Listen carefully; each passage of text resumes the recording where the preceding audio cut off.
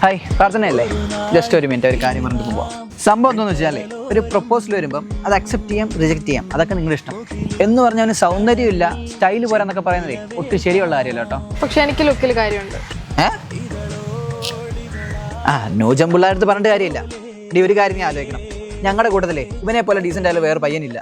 മദ്യപിക്കത്തില്ല, കൃത്യമായിട്ട് ജോലിക്ക് പോകും, വീട്ടുകാരെ കാര്യങ്ങൾ നോക്കും. ഞങ്ങൾ പോലും അങ്ങനെയുള്ള കാര്യങ്ങൾ ചെയ്യത്തില്ല. അറിയാം നിനക്ക്? ചേട്ടാ ഇതൊന്നും അല്ല കാര്യം. എനിക്ക് വേറൊരാളെ ഇഷ്ടമാണ്.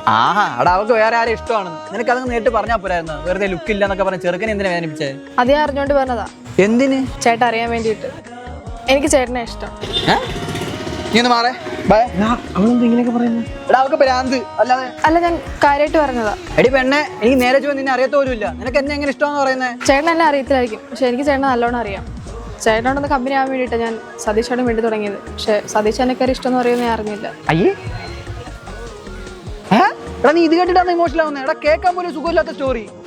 എടി പെണ്ണെ, നീ പറഞ്ഞതിനകത്ത് എത്രമാത്രം സത്യം ഉണ്ടെന്ന് എനിക്കറിയത്തില്ല. ബട്ട് ഞാൻ ഒരു കാര്യം പറയട്ടെ, എന്നെക്കാളും ബെറ്റർ എപ്പോഴും അവൻ തന്നെ. ഞാൻ വെറും വായി നോക്കിയാന്നേ. അതൊന്നും എനിക്കറിയത്തില്ല, പക്ഷെ എനിക്ക് ചേട്ടനെ ഇഷ്ടം. ഓഹോ, അങ്ങനെയാണല്ലേ കാര്യം.